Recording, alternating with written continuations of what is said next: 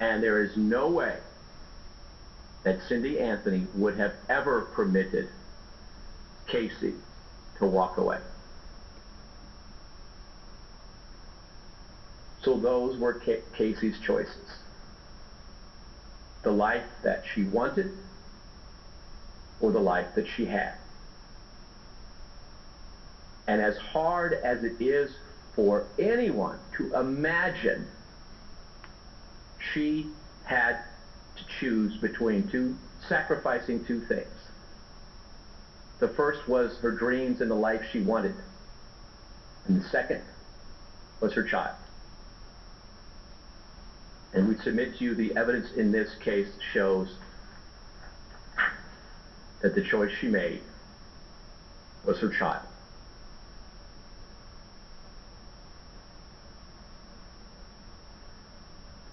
On June the 16th of 2008,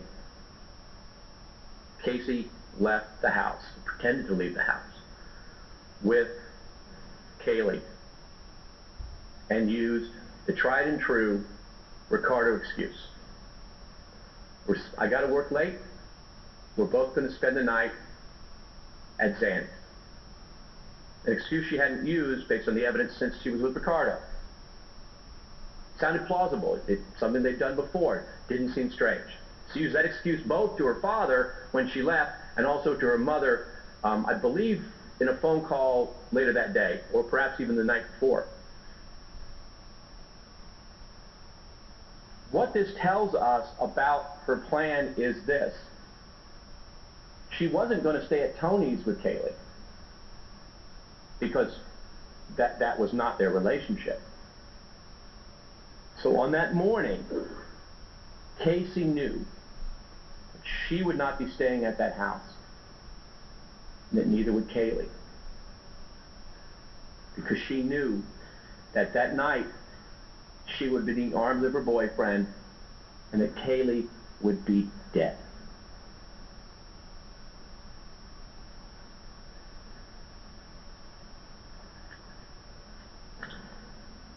So for June 16th, it was the same old excuse, the tried and true. I'm staying at Zanny's. I got to work late. Made perfect sense. She actually spent the night at Tony's. June 17th, well, you know, they'd done it a couple days before, so she knew her mom would accept one more day of this spending the night at Zanny's problem. So she said, yeah, 17th, we're spending the night at Zanny's again. And Cindy accepted that. But by June 18th, Casey knew that Cindy would no longer accept that excuse. It didn't make sense that they would be staying at Zanny's 3 nights in a row. They never had done it before. It wouldn't make any sense. So Casey had to change the lie, had to add an element to explain the continued absence. So on June 18th, Casey adds the conference in Tampa wrinkle.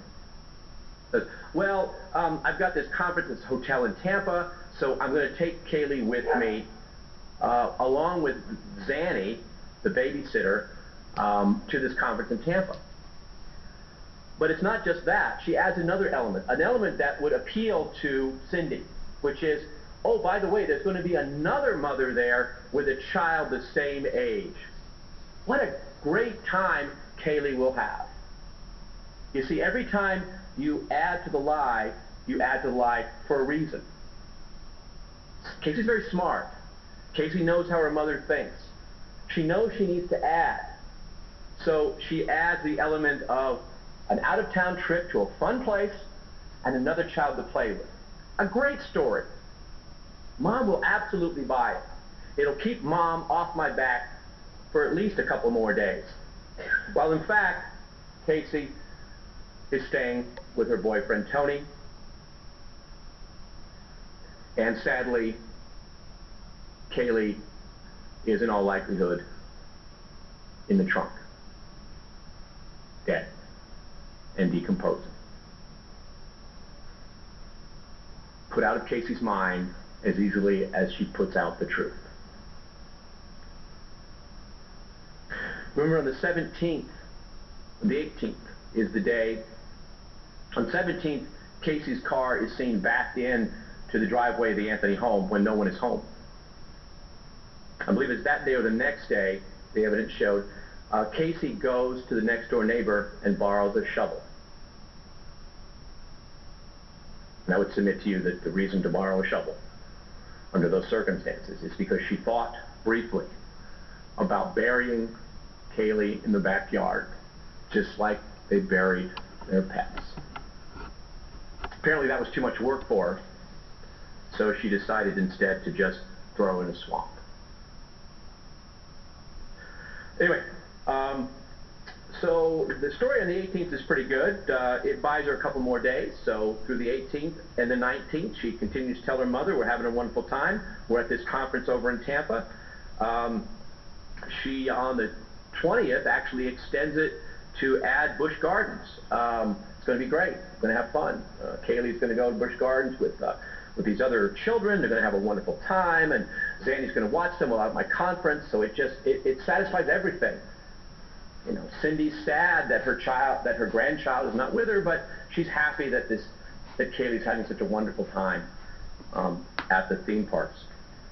Tells Cindy that they'll be back on Saturday the 21st.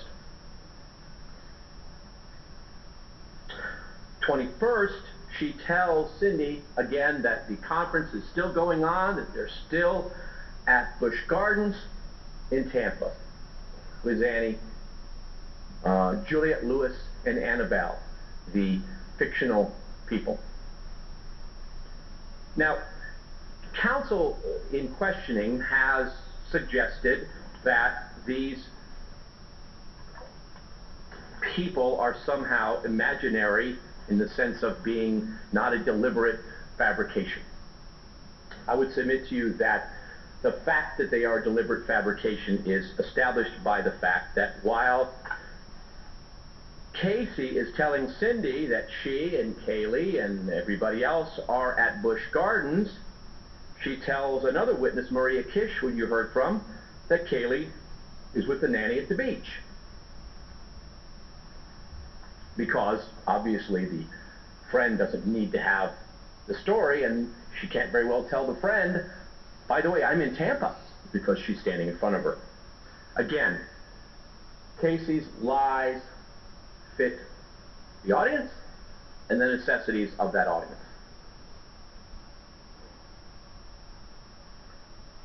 By Sunday the 22nd, clearly they should be back from this conference by now. But on the 22nd, Cindy is told, oh, well, the conference ran late the day before. They were going to plan on coming back, but they figured they would just stay and go to the park at Busch Gardens on Sunday and have fun. And Cindy is placated by that. But they're supposed to be back on the 23rd. Casey, of course, is still at Tony's. And by this point, ladies and gentlemen, based upon the evidence you've heard, Kaylee was already in her resting place off Suburban Drive in the process of decomposition.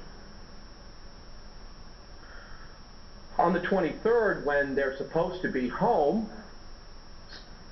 Casey needs to come up with some other reason for them not to be there. At this point, Casey comes up with the story of the accident. Zanny, this imaginary person, has been involved in an imaginary automobile accident in an imaginary place and is now in an imaginary hospital. And of course, they couldn't possibly leave without her. And since Juliette Lewis is there and Annabelle is there and Kaylee is having such a wonderful time, we're going to stay a few more days. So that excuse extends the stay a little bit longer.